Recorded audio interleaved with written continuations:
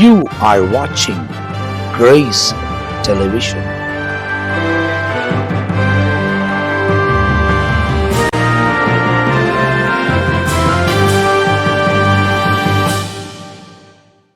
ஆண்டவரும் அருமை இரட்சகராகிய இயேசு கிறிஸ்துவின் நாமத்தினால் உங்கள் யாவருக்கும் எங்களுடைய அன்பின் வாழ்த்துக்களையும் ஸ்தோத்திரங்களையும் நாங்கள் தெரிவித்துக் கொள்கிறோம். தேவனுடைய பெரிதான கிருபையால் நித்திய ஜீவன் என்ற இன்னொரு பகுதியில் உங்களை சந்திப்பதிலே நாங்கள் மிகுந்த மகிழ்ச்சி அடைகிறோம். ஆண்டவர் இவ்வளோ தூரம் நம்மை பாதுகாத்து வழிநடத்தி கொண்டு வந்திருக்கிறார். தொடர்ச்சியாய் அவரே நம்மை வழிநடத்துவதற்கு அவர் உண்மை உள்ளவராக இருக்கிறார். போன பகுதியின் தொடர்ச்சியாய் தான் இந்த நிகழ்ச்சி உங்களுக்கு வழங்கப்படுகிறது. இந்த நிகழ்ச்சியை பார்க்கிறவர்கள் ஒருவேளை போன பகுதியை நீங்கள் பார்க்கவில்லையானால் போன எபிசோடை நீங்கள் பார்ப்பீர்களானால் இதுக்குரிய முழுமையை நீங்கள் புரிந்து கொள்ள முடியும். வசனத்தை வசனமாய் அறிவிப்பதற்கு தேவன் இரக்கம் பாராட்டுகிறார். பரிசுத்த ஆவியானவர் உதவி செய்கிறார். நாங்கள் உட்கார்ந்து ஆராயும் போது ஆவியானவர் எங்கள் மூலியமாய் வெளிப்படுகிறது, எங்களால் உணர முடிகிறது. எனவே வசனத்தை நீங்கள் அறிந்து கொண்டு அதுக்கேற்ற மாதிரி உங்கள் வாழ்க்கையை அர்ப்பணித்துக் கொள்ளும் போது நிச்சயமாக இந்த உலக வாழ்க்கைக்கு பிறகு நாம் தேவனோடு கூட நித்தியத்தை கழிப்பதற்கு தேவன் நமக்கு உதவி செய்ய போகிறார். அப்படி இல்லையானால் ஆக்கினி தீர்ப்பு அடைவோம் என்பதாக வேதத்தில் சொல்லப்பட்டிருக்கிறது. அப்போ இயேசு கிறிஸ்து இந்த உலகத்துக்கு வந்த காரணமே நமக்கு நித்திய ஜீவனை கொடுக்க முடியாதுதான் என்பதை நாம் துல்லியமாய் அறிந்திருக்க வேண்டும். உலக வாழ்க்கைக்காக அல்ல, உலகத்தில் நாம் பரிபூர்ணமாய் வாழ்ந்து இங்கே வாழ்ந்து கொண்டிருக்க போகிறோம் இல்லை. அழைப்பின் சத்தம் எப்போது வரும் என்றே தெரியாது. எனவே அவைகளெல்லாம் மனதில் வைத்துக்கொண்டு வாழ்கிற ஒவ்வொரு வினாடிகளும் ஒவ்வொரு நொடியும் தேவனுக்கு ஏற்ற பிள்ளைகளாய் வாழ்வதற்கு நம்மை நாமே அர்ப்பணிக்கணும். உலகம் நம்மளை இழுக்கும், பல விதத்தில் பாவம் செய்வதற்கும் சாத்தான் கர்ஜிக்கிற சிங்கத்தை போல எவனை விழுங்கலாம் என்று சுற்றி தெரிந்து கொண்டிருக்கிறான். அவனுடைய வேலை அதுதான். அவனுக்கு சரீரமும் ஆவியும் தேவையில்லை. என ஆவி கொடுத்த தேவனிடத்தில் திரும்ப போகுது. சரீரம் மண்ணினால் உருவாக்கப்பட்டது, மண்ணுக்கு போக போகுது. ஆனால் அதுக்குள்ளே இருக்கிற விலையேற பெற்ற ஆத்மாவை அவனோடு கூட, ஏன்னா அவனுக்கு நரகம் என்பது ஆக்கினி தீர்ப்பாய் கொடுக்கப்பட்டிருக்குது. அவனுக்கு ஏற்கனவே தீர்ப்பு கொடுக்கப்பட்டிருச்சு. அந்த இடத்துல கொண்டு போய் அவனை தள்ளணும், அவ்வளோதான். அதுக்கு ஒரு காலத்தை தேவன் வச்சிருக்கிறார். நிச்சயமாக அவன் தள்ளப்படுவான். அவன் தள்ளப்படுகிற அந்த காலத்தில் உங்களையும் என்னையும் கொண்டு போய் அவன் சேர்த்து கொள்ளணும் அப்படின்றத மிகுந்த பிரியாசத்தோடு அவன் போராடி கொண்டே இருக்கிறான். ஆனால் நல்ல போராட்டத்தை நாம் போராடினோமானால் நிச்சயமாய் நமக்காக வைத்திருக்கிற ஓட்டத்தை நம்ம நிச்சயமாக ஜெயிப்போம். ஜெயிக்கிறவர்கள் மாத்திரம்தான் தேவனோடு கூட நித்தியத்துக்குள் பிரவேசிக்க முடியும். ஏன்னா வெளிப்படுத்தின விசேஷத்தில் 7 சபைக்கு ஆண்டவர் சொல்லுகிறது என்ன அப்படின்னா, ஜெயங்கொள்ளுகிறவன் எவனோ என்று தான் எழுதப்பட்டிருக்கும். அப்போ கட்டாயம் ஜெயிக்கணும். உலகத்தில் பல அம்புகள் வீசப்பட்டு கொண்டே இருக்கும். எது வரைக்கும் அப்படின்னா மூச்சு போகிற வைக்கும். நீங்கள் எந்த வயது உள்ள ஆளுனா இருக்கலாம், சிறிய வயதில் இருக்கலாம், நடுவராக இருக்கலாம், இல்லை வயது சென்றவர்களாக இருக்கலாம். எந்த வயதாக இருந்தாலும் உங்கள் மனசுலேயோ உங்கள் பார்வையிலையும் உங்கள் எண்ணத்திலையும் இந்த உலக போராட்டம் இருந்தே இருக்கும். ஆனால் அதை நாம் நல்ல விதத்தில் போராடணுமானால் நிச்சயமாய் ஓட்டத்தை ஜெயிப்போம் என்பதை நீங்கள் அறிந்து கொள்ள வேண்டும். இந்த பகுதியிலும் தன் நேரத்தை ஒதுக்கி நம்ம மத்தியில் இருக்கிற ரெவரண்ட் டிசோஸ் அவர்களை நாங்கள் வரவைக்கிறோம். Praise the lord pastor. தொடர்ந்து உங்களோடு கூட இணைந்து இந்த நிகழ்ச்சியில் பேசுவது ரொம்ப ஆசீர்வாதமாக இருக்குது. அநேக காரியங்களை சொல்லுவதற்கு தேவன் இரக்கம் பாராட்டுகிறார். போன நிகழ்ச்சியில் நம்ம பார்க்கும்போது கானானிய பெண், அங்கே தான் நம்ம முடிச்சிருக்கிறோம். கானானிய பெண் இயேசு கிறிஸ்துக்கு பின்னாடியே அவள் வந்தபடியால் ஒருவேளை அந்த விசுவாசம் ஒருவேளை ஆரம்பத்தில் தேவன் கவனிக்காது இருந்தாலும், இல்லை கவனிக்காதவராய் போல அவர் போயிருந்தாலும் கடைசியில் அவள் சொன்ன வார்த்தை அவர் இருதயத்தை அசைத்தது. அப்போ தான் சொல்கிறார், இஸ்ரவேலிலும் இப்படிப்பட்ட விசுவாசத்தை நான் பார்க்கவில்லை அப்படின்றாரு. அதாவது மேஜையிலிருந்து பிள்ளைகள் தின்று எஜமானன் தின்று கீழே விழுகிறது நாய் தின்னமே, அதை நான் எடுத்துக்கொள்ளல அப்படின்றத அவள் கேட்குறா. அப்படின்னாக்கா வழக்கமாகவே யூதர்கள் நிறைய அந்த ரொட்டி பதார்த்தங்களை தான் சாப்பிடுவாங்க. அதோடைய சரித்திரத்தை நம்ம பார்த்தோம்னா, இப்போ நம்ம எப்படி ஒரு பிரெட்டு வாங்கினா சில வீட்டுங்களில், எல்லார் இடத்துலையும் இல்லை, அந்த ஓரமாக இருக்கிற அந்த ப்ரௌனாக இருக்கிற அந்த சுட்டு இருக்கிற பகுதியை கட் பண்ணி வச்சுருவாங்க. வெறும் இந்த சென்டர் பகுதியை மாத்திரம் தான் யூஸ் பண்ணுவாங்க. அதெல்லாம் எடுத்து தனியாக வைப்பாங்க. அதை எப்போவுமே நாய்கள் உட்காந்து தான் தள்ளி விட்டுருவாங்களாம் அது சாப்பிட. ஸோ அந்த மாதிரி எஜமானன் அந்த மேஜையில் உட்காந்து சாப்பிடும்போது அதை துள்ளும் போது அந்த நாய்க்குட்டினா அதை சாப்பிடுது, அதை மாதிரி எனக்கு ஒரு அற்புதம் செய்யுங்க அப்படின்றத அவர் கேட்டதை அவர் இருதயத்தை அசைச்சு அற்புதத்தையும் பெற்றுக்கொண்டான். அந்த வார்த்தையும் உலகத்துக்குள் ஒன்று வெளியே வருகிறது. அப்போ இதை குறித்து இன்னும் பார்க்கலாம் பாஸ்டர். இதுதான் விசுவாசத்தினுடைய ஆழம், விசுவாசத்தினுடைய மையம். சரி, என்னைக்கு ஆண்டவரை நம்ம விசுவாசிக்கிறோமோ அன்னைக்கு அவர் அதுலேருந்து செயல்படுறார். சரி, விசுவாசிக்கும் பொழுது அவருடைய பிரசன்னம் அந்த இடத்துல வெளிப்படுது. விசுவாசிக்கும் பொழுதே ஆண்டவர் அந்த இடத்துல இறங்குறார். ஆமென். அவருடைய இறக்கம் அந்த இடத்துல வெளிப்படுது. ம். அதே போல் லூக்காவில் ஒரு 8ஆம் அதிகாரம் நினைக்கிறேன், அதில் வந்து இந்த 12 வருஷமா பெரும்பாடுள்ள ஆமா ஸ்திரீ குறித்து ஆமா ஆமா ரொம்ப அழகாக சொல்லுது. அப்படி கண்டிப்பா. சொல்லும் பொழுது அந்த சம்பவத்தை பார்க்கும்போது ரொம்ப ஆச்சரியப்பட்டு இருக்கிறேன் நான் நிறைய முறை. ம். ஆண்டவருக்கு பின்னால் வந்து நூற்றுக்கணக்கான ஆயிரக்கணக்கான ஜனங்க எப்பவுமே சூழ்ந்து இருக்கிறாங்க. ஆமா ஆயிரக்கணக்கான ஜனங்க சூழ்ந்து இருந்தாலும் மட்டும் இந்த அம்மா மட்டும் வந்து ஆண்டவரை விசுவாசிக்கிறாங்க. எப்படின்னாக்கா நிறைய பேர் வந்து ஆண்டவர் இடத்துல கேட்டு தான் பெற்றுக்கொண்டு இருக்கிறாங்க. இந்த அம்மா கேட்காம ஜஸ்ட் போயிட்டு அவங்களுக்குள்ள இருக்கிற அந்த விசுவாசத்தை எப்படி பயன்படுத்துறாங்கன்னாக்கா போய் ஜஸ்ட் அவர் வஸ்திரத்தை தொடலாம். ஏன்னா அதில் ஒரு சம்பவம் என்ன அப்படின்னா, அப்படி அந்த இரத்த போக்கு உள்ளவர்கள் இருக்கும்போது அவர்கள் தீட்டுப்பட்டவர்கள், அவங்க பாளையத்துக்குள்ளே வரக்கூடாது. ஆமா அவங்கள உடனே பார்த்தாக்கா அவங்கள தொடரவங்க வந்து போய் கடலில் குளிக்கணும் அப்படின்றது நியாயப்பிரமாணத்தில் எழுதப்பட்டிருக்கு. தின்னாள் வரைக்கும் இருக்கணும், வெளியே வரக்கூடாது, வெளியே வரக்கூடாது, கட்டில் மேல உட்காரக்கூடாது, யாரையும் தொடக்கூடாது, யாரையும் அப்படின்றது அந்த நாட்களில் அவங்களுக்கு கொடுத்திருக்கிற நியமம். அந்த ஒரு பயம் அவங்களுக்குள்ள இருந்துச்சு.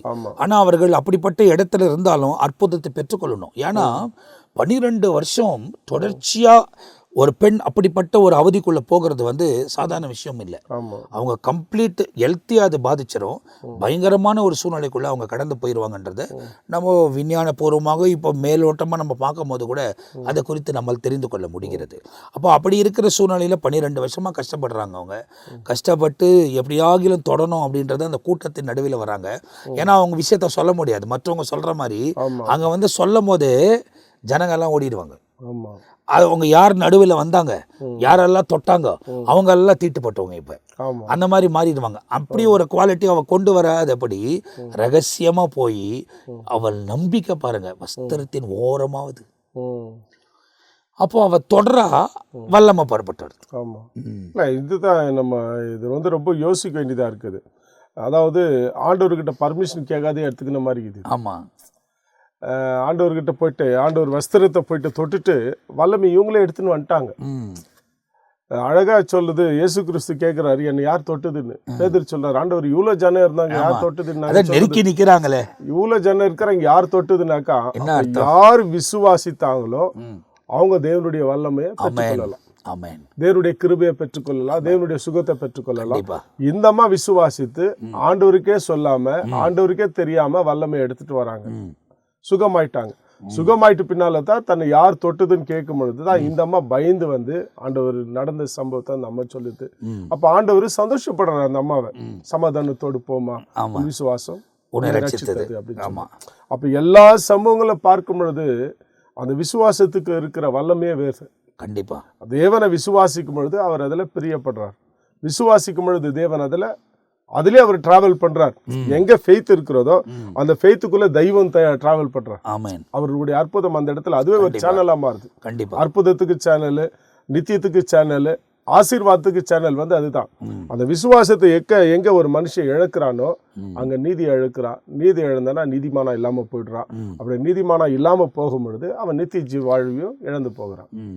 அதுக்குதான் இந்த வசனம் வந்து அழகா சொல்லுது, இயேசுவை தேவனுடைய குமாரனாகிய கிறிஸ்து என்று நீங்கள் விசுவாசிக்கும்படியாகவும் விசுவாசித்து அவருடைய நாமத்தினால நித்திய ஜீவன் அடையவும் இவைகள் எழுதப்பட்டு இருக்கிறது. இந்த பைபிள் நமக்கு கொடுக்கப்பட்டு இருக்கிறத நித்திய வாழ்வு பெற்றுக்கொள்றதுக்காக. கண்டிப்பா அதுக்காக தான் தேவகுமாரனாகிய கிறிஸ்துவ வந்து விசுவாசித்து ஆகணும். விசுவாசித்து அந்த விசுவாசத்தை செயல்முறைப்படுத்தணும்.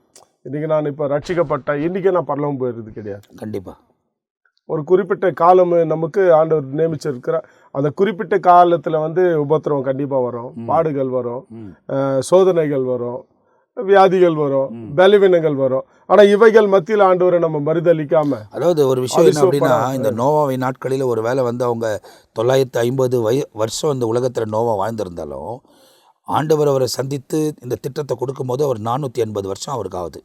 480 வருஷம் வைக்கமே இவர் தேவனோட சஞ்சரிச்சிருக்கிறார். இன்னைக்கு நம்ம கொஞ்ச நாள் சஞ்சரிக்கிறதுக்கு வந்து எத்தனையோ பள்ளமேடு, எத்தனையோ முறை தேவனை விட்டு விலகி தேவனுக்கு பிரியமில்லாத காரியங்களை நாமளே செஞ்சுருக்கிறோம். அந்த மாதிரி நிறைய காரியத்தில் வந்து வார்த்தையாலாவது செயலாலாவது ஏதோ யோசனைனாலாவது ஏதாவது செஞ்சுருப்போம். ஆனால் இவர் அந்த 480 வருஷம் அதுக்கு பிறகு நீங்கள் பார்த்தீங்கன்னா திட்டத்தை பெற்றுக்கொண்ட பிறகு அந்த 600 வருஷம் வைக்க கூட இந்த பிழையை கட்டி முடிக்கும் போது இந்த ஜலப்பிரயாணம் வருது, அங்கே ஒரு 120 வருஷம். அதுக்கு பிறகு நீங்கள் பார்த்தீங்கன்னா 350 வருஷம் வாழுறாரு. அவர் எல்லா விதத்திலும் தேவனுக்கு முன்பதே நீதியாய் தன்னை காத்து கொண்டார். அவ்வளோ வருஷம் வாழக்கூடியவங்க. அதுவும் பொல்லாத உலகம். ஆமாம், பொல்லாத உலகம் தான். ஆனால் அதில் வந்து நோவா வந்து சொல்லும் பொழுது விசுவாசத்தினால அப்படின்னு தான் சொல்லுது. ஆமாம், அந்த 11ஆம் அதிகாரத்தை எடுத்துட்டாவே ஃபுல்லாக அந்த விசுவாசன்றத ரொம்ப ஆழமாக சொல்லுது. அதாவது விசுவாசம் வந்து எப்படி போனோன்னாக்கா, ஆழமாக வேர் விட்டு ஒரு மரம் எப்படி போதோ அது மாதிரி ஆழமாக போகணும் ஆண்டவருக்குள்ளே, ஆண்டவருடைய வார்த்தைக்குள்ளே, ஆண்டவருடைய பிரசன்னத்துக்குள்ளே, ஆண்டவருக்குள்ளவே நம்ம ஆழமாக போகணும். இப்போது ஒரு உதாரணம், ஒரு வசனம் சொல்லும்பொழுது அது இதுக்கு பொருந்தும் என்று சொல்லி நான் நினைக்கிறேன். பவுல் சொல்லும் பொழுது இந்த வார்த்தையை வந்து சொல்லுவார். 1 கொரிந்தியர் 6ஆம் அதிகாரம். வேசியோடு இசைந்திருக்கிறவன் அவளுடனே ஒரே சரீரமாக இருக்கிறான் என்று அறியீர்களா? இருவரும் ஒரே மாம்சமாக இருப்பார்கள் என்று சொல்லி இருக்கிறதே. அப்படியே கர்த்தரோடு இசைந்திருக்கிறவனும் அவருடனே ஒரே ஆவியாக இருக்கிறான். ஆமென். அப்படின்னாக்கா டெய்லி ஆண்டவரோடவே சேர்ந்து நடக்கிறது. இப்போ நோவா ஆண்டவரோடவே சஞ்சரித்தார். ஏனோக்கு தேவனோடவே சஞ்சரித்தான் அப்படி சொல்லுது. அப்போ ஒரு தேவ மனுஷன் தேவனை விசுவாசிக்கிறவன் தேவனோடவே சஞ்சரிக்கணும். அப்போ தேவனோடவே சஞ்சரிக்கும் பொழுது தேவனை போலவே அவன் மாறிடுறான். அவருடைய சுபாவங்கள் மாறுது, அவருடைய குணங்கள் மாறுது, அவருடைய எண்ணங்கள் மாறுது, அவனுடைய செயல் திறன்கள் எல்லாம் மாறுது.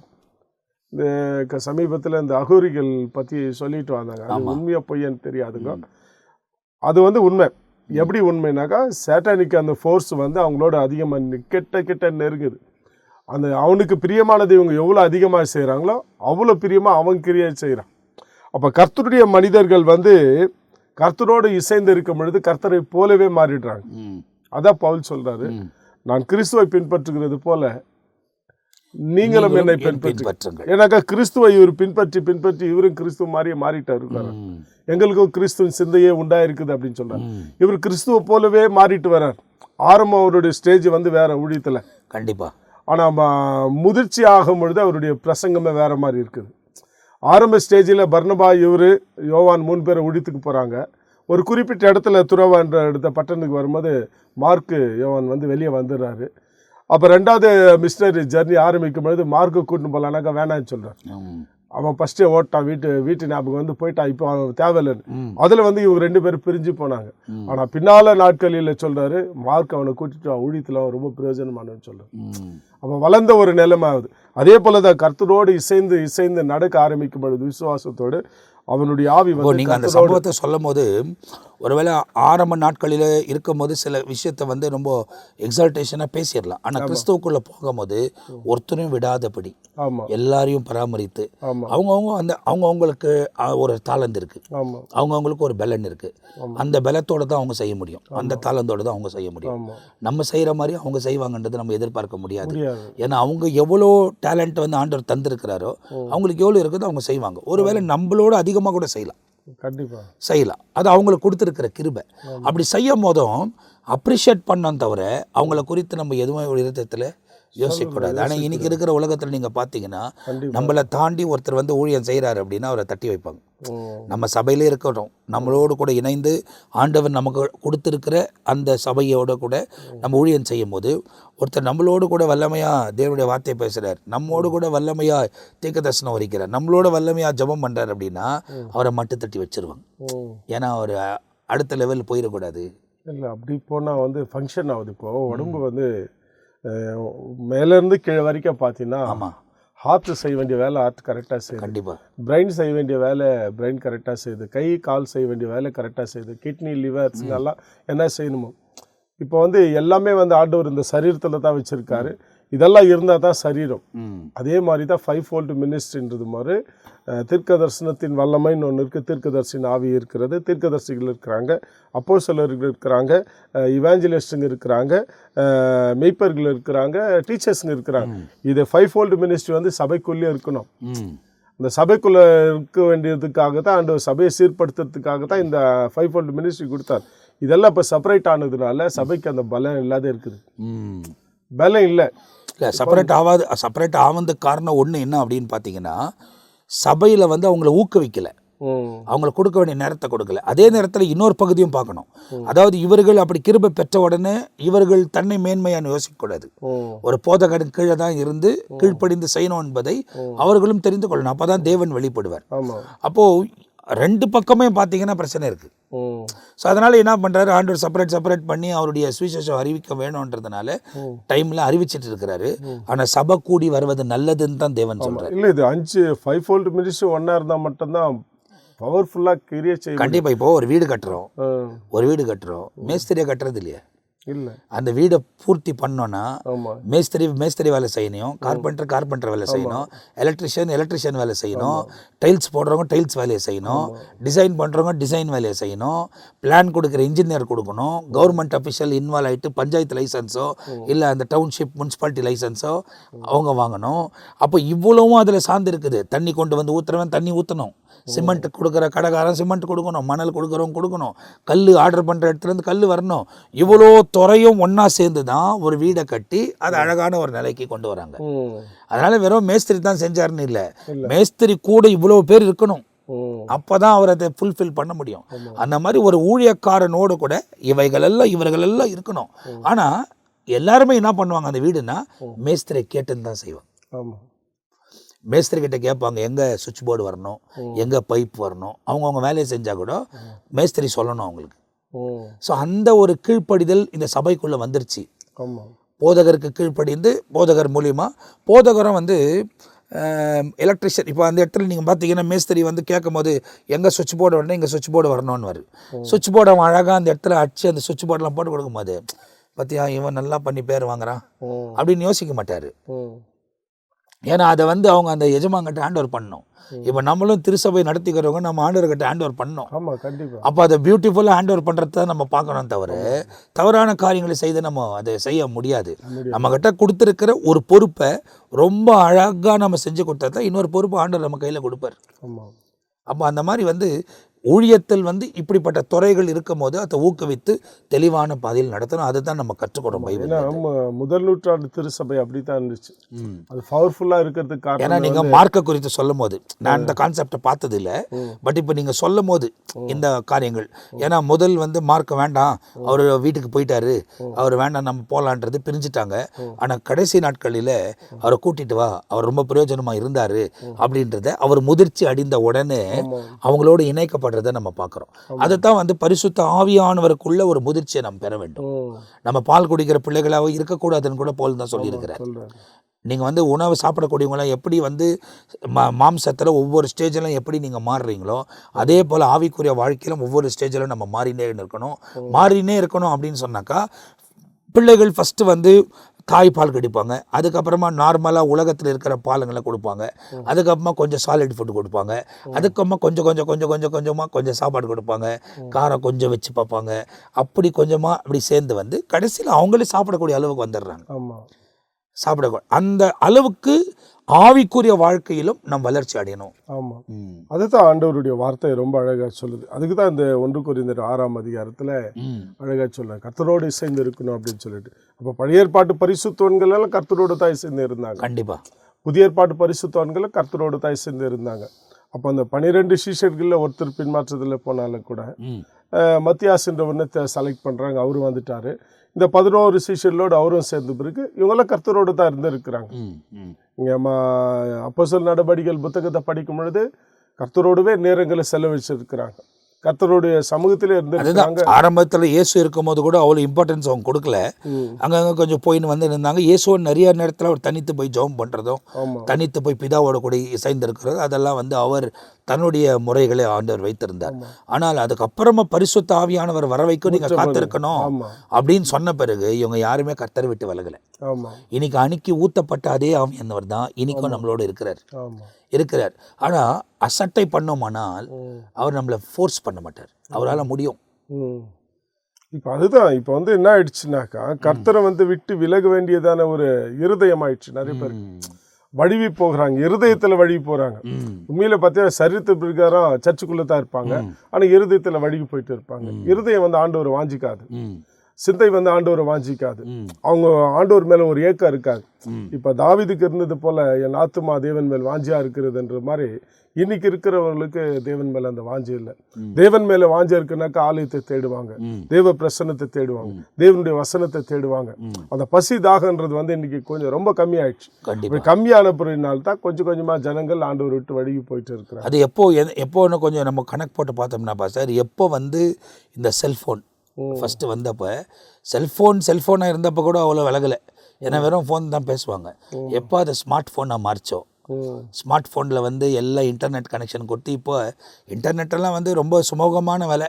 ஒரு 250 ரூபா ஒரு மாதத்துக்குன்றது ஒரு பெரிய விஷயமா இல்லை.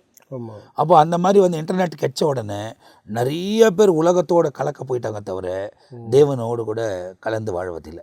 அதாவது வசனத்தை கேட்கக்கூடிய ஆப்ஷன்ஸ் இருந்தாலும், அதாவது கூகுளே இருந்தால் கூட சரி, இல்லை ஏஐ இப்போ வந்திருக்கிறது, எது இருந்தாலும் வசனத்தை அறிந்து கொள்ளக்கூடிய ஞானம் இருக்காதுல்ல.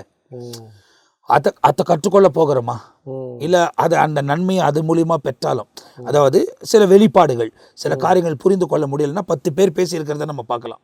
இதை குறித்து என்ன எக்ஸ்பிளனேஷன் கொடுக்குறாங்கன்றதை நம்ம பார்த்து தெரிந்து கொள்ளலாம். ஆனால் வசனத்துக்காக தான் பயன்படுத்துகிறோமா, தேவனுக்காக தான் பயன்படுத்துகிறோமானா 90% கிடையாது. உலக பிரகாரமான காரியங்களுக்கு தான். இன்னைக்கு நிறைய ஜோக்குங்க, அதாவது நிறைய வந்து தேவனுக்கு பிரியம் இல்லாத காரியங்க தான் செலவு பண்ணுறாங்க, தவிர வசனத்துக்கு ஏற்ற மாதிரி நடப்பதில்லை. அப்போ இந்த இடத்துல நம்ம இந்த 5ஆம் அதிகாரத்தில் இங்கே சொல்லும் போது, இந்த சம்மரி ஆடும் கர்த்தர் பிரித்த போது அவங்க 2 பேருக்கும் கேள்வி இருந்துச்சு. 2 பேர் கேள்விக்கான பதிலும் தேவன் தந்தார். அதுதான் வந்து அந்த 2 பேருக்கான பதில் வந்து அந்த 45ஆம் வசனத்தில் சொல்லப்படுது. 25-45 ஆண்டவர் பதில் கொடுக்குறாரு அவங்களுக்கு. 2 பேருக்கும் பதில் கொடுக்குறாரு. பதில் கொடுத்த பிறகு தான் 46ஆம் வசனத்தில் அவங்க எங்கே போகிறாங்கன்றது ஆண்டவர் முடிவு சொல்கிறார். ஆமாம், 2 கூட்டம் எந்தெந்த இடத்துக்கு வெவ்வேறான இடத்துக்கு அவங்க போகிறது அங்கே சொல்லிட்டு தான் லாஸ்ட்டாக இந்த வார்த்தையை அவர் சொல்கிறார். இது வந்து எப்போ நடக்குதுனாக்கா, இயேசு கிறிஸ்து வருகையில், 2ஆம் வருகையில் ஜட்ஜ்மெண்ட் கொடுக்கும்போது லாஸ்ட்டாக இது நடக்க போகிறதான ஒரு சம்பவத்தை தான் இந்த இடத்துல சொல்லப்பட்டு காண்பிக்கிறார். அப்போ இந்த இடத்துல பார்க்கும் பொழுது, இப்போ நம்ம என்ன செய்யணும், இந்த காலகட்டத்தில் எப்படி வாழணும் அப்படின்னு சொன்னால், வசனம் மட்டும்தான் வெளிச்சம். வசனம் காட்டுற வெளிச்சத்தில் நம்ம போயிட்டே இருந்துடணும். வேறு எதுவும் பண்ண முடியாது இந்த காலத்தில். ஏன்னா வசனத்தை விட்டுட்டு மட்டும் நம்ம வழி போயிட்டோம்னா நம்ம கண்டிப்பாக தேவ பிரசன்னத்தை இழந்துருவோம், கண்டிப்பாக நித்தியத்தை நம்ம இழந்துருவோம். ஏன்னா இப்போ நீங்கள் சொன்ன மாதிரி இப்போ உலகம் வந்து இந்த ஃபோனுக்கு அடிக்ட் ஆகிருக்கிறாங்க எல்லாமே. ஏன்னா வேசித்தனத்தின் ஆவின்னு ஒன்று இருக்குது. அது வந்து நான் பண்ணுற ஜனங்களை வந்து வழிவு போக செய்யுது. தேவனுடைய வசனத்தை கேட்காதபடி, தேவனுடைய வசனத்தை விசுவாசிக்காதபடி, தேவனோடு நடக்காதபடி, தேவனை விட்டு ஜனங்களை வந்து பிரித்து எடுத்துறது. நீ அது என்ன சொல்லணும்னாக்கா, நீ சர்ச்சில் தான் இருக்கிறிய, சர்ச்சில் தான் இருப்பாங்க, ஆனால் இருதயம் சர்ச்சில் தேவனோடு இருக்காது. கண்டிப்பாக அவருடைய நினைவுகள் தேவனோடு இருக்காது. ஆரம்பத்தில் இயேசுவை ஏற்றுக்கொள்ளும் போது, ரட்சிக்கப்படும் பொழுது இருந்த அந்த தாகம், அந்த பசி வந்து அவங்களுக்கு ஆண்டவர் மேலே இருக்காது. வசனத்தை கேட்கணும்னு ஓடுவாங்க, பாடணும்னு ஓடுவாங்க, ஆராதிக்கணும்னு ஓடுவாங்க. ஆனால் இன்னைக்கு கொஞ்சம் கொஞ்சமாக என்னக்கா அது கம்மியாயிட்டு இருக்கும். அதாவது ஒரு 70-80 வருஷம் கொடுக்கப்பட்ட இந்த வாழ்க்கைக்கு இப்படி ஒரு சூழ்நிலை இருந்துச்சுன்னா, இவங்களுக்கு 1000 வருஷம்லாம் கொடுத்துருந்தாக்கா என்ன பண்ணியிருப்பாங்க இவங்களை நம்மளை கையில் பிடிச்சிருக்க முடியாது. அதனால தான் குறைச்சிட்றாரு ஆண்டவர். எல்லாத்தையும் குறைச்சி மனுஷன் இவ்வளோ தான் வாழணும் அப்படின்றத ஆண்டவர் குறிப்பிடுறாரு. ஆனால் அந்த நாட்களில் அப்படி வாழ்ந்தவர்களில் சிலர் தேவனுக்கு ஏற்ற ஒரு வாழ்க்கை வாழ்ந்திருக்கிறாங்க. அவங்க நமக்கு திருஷ்டாங்கமாக வைக்கப்பட்டிருக்கிறாங்க. ஆமாம், அது 365 வருடம் என்பது ரொம்ப ஆச்சரியமான ஒரு வருடம். அந்த 300 வருடம் தேவனோட சஞ்சரிச்சார் என்பது ரொம்ப ஆச்சரியமானது. ஏனோக்கு பற்றி சொல்லுது, 300 வருடம் சஞ்சரிச்சார். ஆமாம், இப்போ காலையில் நம்முடைய விசுவாசம் ரொம்ப நல்லா இருக்குது, மாலையில் இல்லாத போயிடுது. அதை வந்து இஸ்ரவேல் ஜனங்களை குறித்து சொல்கிற, காலையில் உனக்கு நல்லா விசுவாசம் இருக்குது, நம்பிக்கை இருக்குது, ஆனால் மாலையில் இல்லையே அப்படின்னு சொல்லுவார். ஆனாலும் ஆண்டவர் சொல்கிறார், எப்ராஹிமே நான் உன்னை எப்படி கைவிடுவேன்னு சொல்கிறார். அந்த அளவுக்கு பாசம் வந்து தேவனுடைய பாசம் நம்ம மேலே இருக்குது. ஆனால் நம்முடைய பாசம் தேவன் மேலே இருக்குதான்றது தான் கொஸ்டின். கண்டிப்பாக தேவன் மேலே நம்முடைய இருதயம் வாஞ்சிக்குதா, தேவன் மேலே நம்முடைய ஆத்மா ரொம்ப தாகமாக இருக்கிறதா என்பது தான் வாஞ்சிய. இந்த கடைசி காலத்தில் வந்து மக்கள் வந்து விசுவாசத்தை விட்டு வழி போகிறாங்க. கடந்த வாரத்தில் கூட அந்த வார்த்தையை சொல்லும் பொழுது, ஜனங்கள் வந்து தேவனுடைய அந்த வசனத்தை விசுவாசிக்காமல் தன்னுடைய இருதயத்தில் தேவனை மறுதளிக்கிறவர்களா, தேவனை விட்டு விலகி போகிறவர்களா போயிட்டாங்க நிறைய பேர். அப்படி போகிறதுனால தான் நித்திய வாழ்வு இழந்து போகிறாங்க. இப்போ இஸ்ரவேல் ஜனங்கள் வந்து கானானுக்குள்ளே போகாத காரணமே கூட விசுவாசம் இல்லாதது தான். எபிரேயர் 4ஆம் அதிகாரம் கடந்த நாட்களில் கூட அதை நம்ம தியானித்தோம்.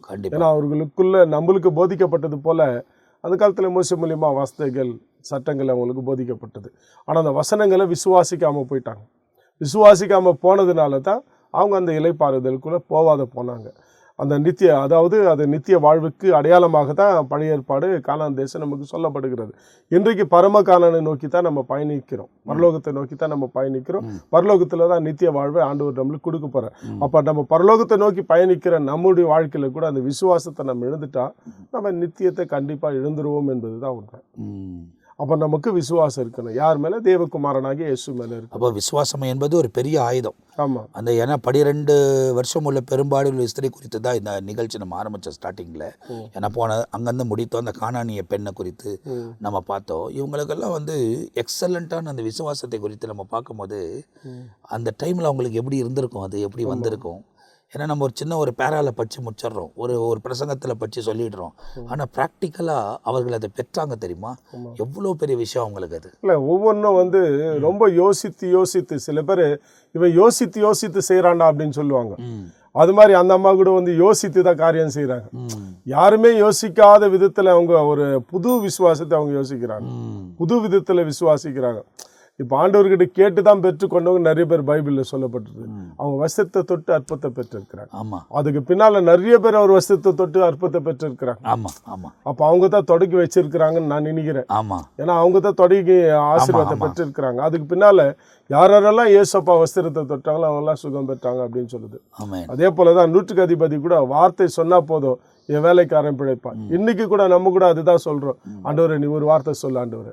இன்னைக்கு நம்ம ஜபம் கூட ஒரு சில நேரத்தில் 100க்கு அதிபதிக்கா நீ ஒரு வார்த்தை சொன்னீரு, அதே மாதிரி எனக்கு ஒரு வார்த்தை சொல்லு அப்படின்னு சொல்லி. ஏன்னா அந்த வார்த்தை தான் சகலத்தை உருவாக்கினது. அந்த ஒரு வார்த்தையினால ஆண்டவர் வானத்தை பூமியை உருவாக்கினார். அதே மாதிரி நீங்கள் ஒரு வார்த்தை அப்படின்னாக்கா ஆண்டவருடைய வாயிலிருந்து ஒரு வார்த்தை வந்துட்டா போதும் நான் ஹீல் ஆகிடுவேன் என்பது அவருடைய நம்பிக்கை, விசுவாசம். அப்போ அவங்க ஒவ்வொருத்தரும் அந்த மெத்தட் ஆஃப் ஃபெய்த் அப்படின்னு சொல்கிற மாதிரி விசுவாசத்தினுடைய அந்த முறைகள் எப்படி இருக்குதுன்னா வித்தியாசமாக இருக்குது. கானானிய ஸ்திரீ விசுவாசம் வித்தியாசமாக இருக்குது, 100க்கு அதிபதி விசுவாசம் வித்தியாசமாக இருக்குது.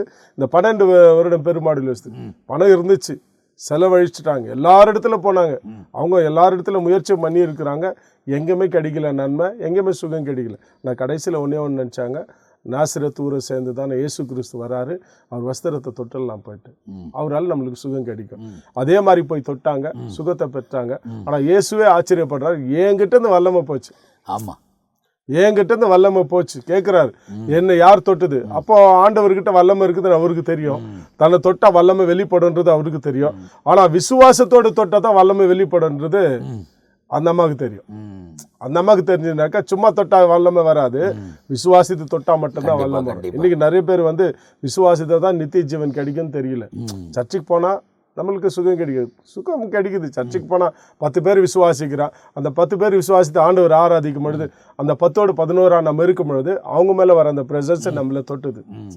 இப்போ பவுலும் சீலாவும் பாடுறாங்க, சிறையில் ஆராதிக்கிறாங்க, அவங்க கட்டப்பட்டு இருந்தாங்க, அவங்க கட்டுமட்டா இருக்கல, எவன் வசன வார்த்தை கேட்டு அவனும் கட்டா இருக்கு. அதே மாதிரி தான் அற்புதங்கள் கூட நடந்தது. சபையில கூட அற்புதங்கள் நடக்கிறது இதுதான். ஒருத்தர் பரிசுத்தவானா இருப்பார், கதவு மாத்திரம் எல்லா கதவும் திறக்குது, எல்லாருக்கும் ஆயிடுது. ஆனா ஒருத்தனுடைய விசுவாசம் அந்த என்ட்ரன் எவ்வளவு ஜனம் இருக்குது அவ்வளவு பேரை பாதுகாக்கப்படுறாங்க. அன்னைக்கு ஒரே ஒரு பவுல் ஆண்டவருக்கு பிரியமா இருந்தபடினால 200க்கு 70 பேருக்கு மேலே இருந்தாங்க, 276 நினைக்கிறேன், அவ்வளோ பேருக்கு மேலே அந்த கப்பலில் இருந்தாங்க. ஆண்டவர் சொல்ற, பவுல் உன் நிமித்தமாக எல்லாரும் நான் சேவ் பண்ணுறேன்னு சொல்கிறேன். ஆமாம். அப்போ அதை ஒரே ஒரு மனுஷன் விசுவாசித்தான்னாக்கா டோட்டலாக அந்த என்ட்ரர் சபைக்குள்ளே இருக்கிற எல்லா ஜனங்களையும் சேவ் பண்ணிடுறாரு, காப்பாற்றிடுறாரு. எனக்கு அந்த அளவுக்கு அந்த விசுவாசத்துக்கு அவ்வளோ பவர்ஃபுல் வெப்பன்ஸாக அது இருக்குது. அணு ஆயுதத்தை விட பயங்கரமானது ஒன்று, அதை கூட நிற்க வைக்கலாம். ஆமாம், அணு ஆயுதம் செயல்படுத்தினாக்கா யோசுவா சூரியனுக்கு கட்டளையிடுறாரு, சூரியனை நிற்க வச்சார். சூரியன் இது மனுஷன் செய்தது, அது தேவன் படைத்தது, அதையே அந்த விசுவாசத்தினால நீ இருக்கணும் அப்படின்னு ஒன்று இருக்குது. அந்த இடத்துல அந்த பகுதியெல்லாம் பார்க்கும் போது பாஸ்டர் யோசுவா ஆண்டவர்கிட்ட கேட்கல, ஆண்டவர் இந்த சூரியனை நிற்க வைங்க, இல்லை நாங்கள் ஜெபிக்கிறோம் இயேசுவின் நாமத்தில் இது நிற்கட்டும் அப்படின்லாம் அப்படி ஜெபம் பண்ணல. அவர் டைரக்டாக பார்த்து நீ அப்படியே நின்றுருக்கணும், ஒரு பகல் முழுவதும் நின்றுருக்கணும் அப்படின்னு சொல்கிறாரு. சூரியனுக்கு கட்டளை இடுறாரு, சூரியன் நிற்குது.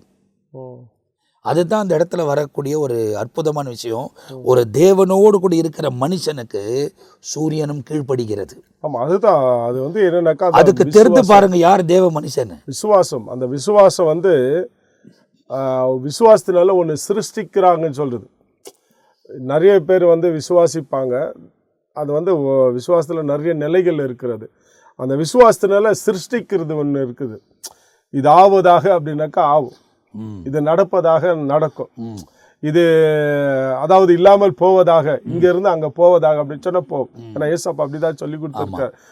சந்தேகப்படாம விசுவாசத்து மலையை பார்த்து போன்னு சொன்னா போயிடும். அப்போ சிருஷ்டிக்கக்கூடிய பவர் வல்லமை எல்லாம் வந்து விசுவாசத்துக்குள்ளே. அதாவது கடுகளு விசுவாசம் போதன்றார். ஆமா, அதுக்கு பெரிய விசுவாசம் இல்லை, கடுகளவு அந்த சைஸும் சொல்றாரு. கடுகு எவ்வளோ பெருசுன்னு நமக்கு தெரியும். அது சின்ன கடுகு பெரிய கடுகு எதனா கட்டும், கடுகு சின்னது தான். பெரிய கடுகுன்னு பேர் வந்தால் கூட அது சின்னது தான். அந்த அளவுக்கு உனக்கு விசுவாசம் இருந்தால் கூட போதும்ன்றார். அப்போது ஆண்டவர் வந்து பெரிய காரியங்களை செய்கிறார். அப்போது இந்த பகுதியை நீங்கள் பார்த்து கொண்டு இருக்கிறீங்க. இதை குறித்து இன்னும் அநேக காரியங்களை நாம் கற்றுக்கொள்ளப் போகிறோம். விசுவாசம் என்பது ஒரு ஆயுதம். இந்த விசுவாசித்தால் நித்தியமாக நித்தியராஜ்யத்துக்குள்ளே பிரவேசிப்போம். விசுவாசிக்கிறவர்கள் தேவனுக்கு பிரியமானதை செய்வார்கள். நான் விசுவாசத்தை, நான் சர்ச்சுக்கு போகிறேன், ஞானஸ்தானம் எடுத்துருக்கிறேன், பந்தியில் பங்கு கொள்கிறேன், ஆனாலும் வசனத்தின்படி நடக்கிறீர்களா? உங்கள் வாயின் வார்த்தை பிரியமாக இருக்குதா தேவனுக்கு? கண்ணின் பார்வை பிரியமாக இருக்குதா? இருதயத்தின் எண்ணங்கள் பிரியமாக இருக்குதா?